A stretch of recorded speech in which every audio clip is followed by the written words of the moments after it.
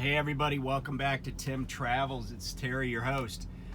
So, I'm here in, I don't even know what town this is. It's exit 230. It's just south of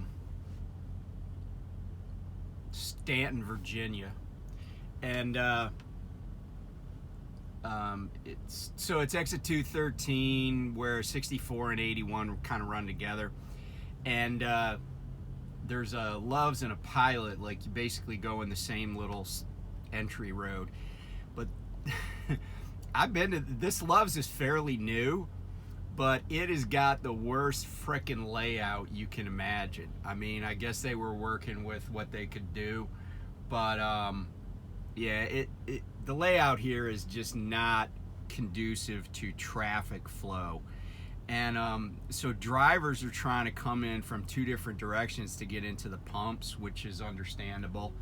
And then people are trying to exit through the only exit is through the driveway that people come in to get to the pumps.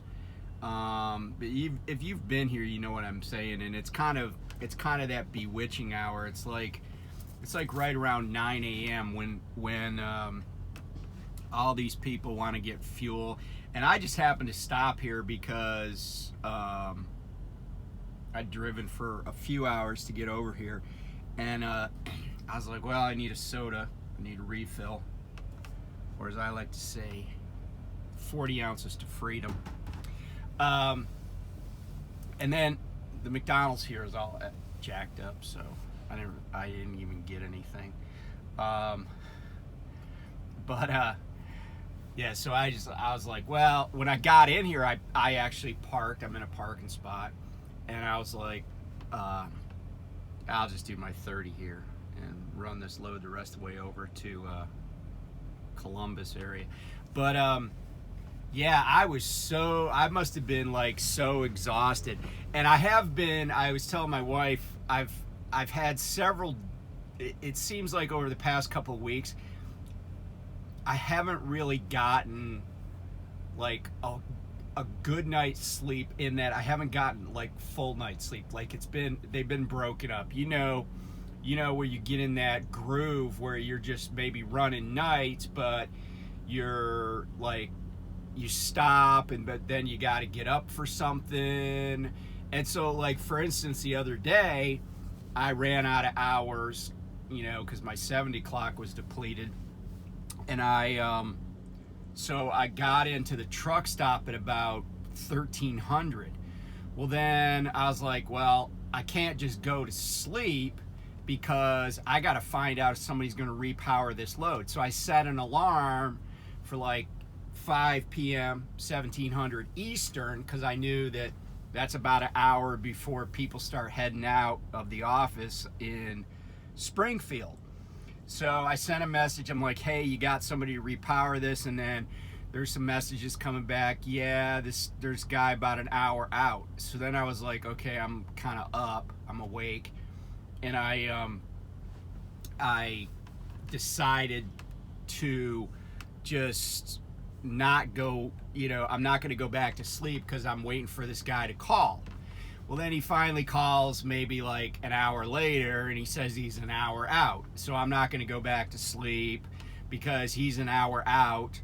And so once I talked to him, I dropped the trailer and moved into the parking spot next to it because I was assuming he was coming. Well, I was told he was coming with an empty.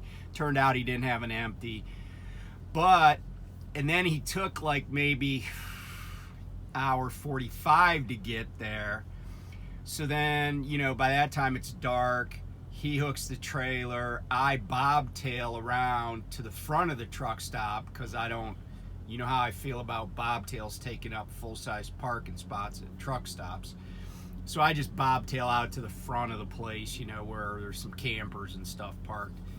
But then I had to get up early to, once I started getting recap, had to get up early to get the load that I got on my back now. So yesterday I mentioned that I was at the truck stop there in Disputana. Well, I got there early enough. I was like, you know what? I'm going to go. It was nice out. I didn't have to rush on this load. So I went on about a 17-mile bike ride yesterday. And then I also lifted weights and stuff. And then I took my shower, recorded the video that you guys saw. Then I ate dinner, just kind of putzed around. Well, then, it started getting dark around 5:30. So I was like, all right, I'm going to climb in the bunk. And I fell asleep. I might have woken up once. By the way, that truck stop, it was kind of weird when I pulled out this morning, but there were people, doing the make a spot stuff. But the funny thing was, there were all sorts of parking spots basically all night. Like the spot next to me on my left never had a truck in it. But anyway, so it's about 17:30, 17:45, and I lay down. And I set an alarm for 01 this morning to get up and get on the road. Yeah, that did not happen. I woke up nothing woke me up. I just woke up at 5:30 and I was like, wow, And I look at my phone. I'm like, oh crap. I didn't even pay any attention to that alarm, or maybe I shut it off and just don't remember it. But luckily this load, it'll be in Columbus today. It doesn't even have to be there till, let's see, today's Wednesday. It doesn't even have to be up there till Thursday. Anyway, so, excuse me.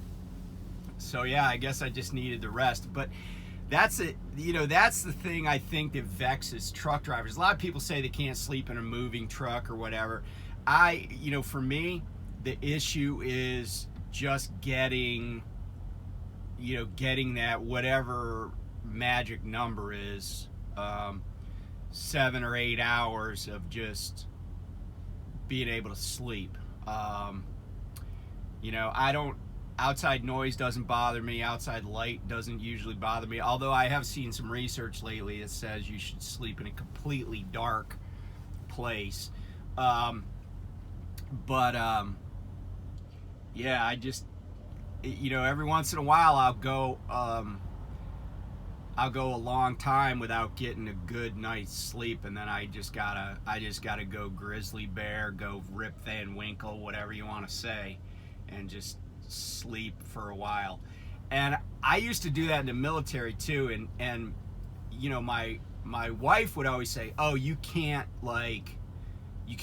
catch up on sleep or store sleep or whatever you want to say.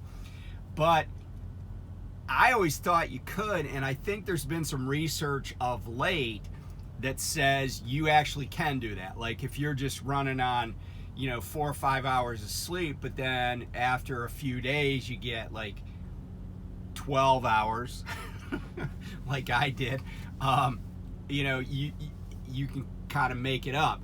And I will say one time when I was in the military, I slept for 16 hours. Did not get up, not even once, not to go to the bathroom, nothing. 16 hours. I haven't slept like that in a while, but that's when I was training recruits. And I just remember that I wasn't feeling great. So I told my partner, I said, hey man, I'll get the company in the morning, but I'm just gonna go hit my rack now because I don't feel that great. And I was like, it was 1:30 in the afternoon, and I didn't wake up till 5:30 the next morning or whatever, or maybe it was a little bit earlier, but yeah, it was hours and hours and hours. So yeah, don't deny yourself if you don't have to. I guess that's my message, and it's all good, right? I didn't oversleep and miss a delivery. I just overslept and didn't get on the road as early as I had wanted, but it still is going to work out fine. Got my 30-minute break done here, so get back on the road. And yeah, so we're over 1,700 subscribers. I appreciate everybody. I love the community. and I got some like viewer mail stuff that I still got to get to, and I feel like we haven't talked about any history or anything. Also, there was an earthquake in California last week, so I kind of wanted to talk about that a little bit, because I saw some comments on YouTube about California falling into the sea, and I think that's just wishful thinking, or people just listen to Steely Dan a lot. But I'm going to explain why California can't fall into the sea. So we'll do a little, maybe do a little plate tectonics and stuff. Maybe I'll make some rudimentary drawings on my VAT board or something. So anyway, I will talk to you guys soon. Be safe.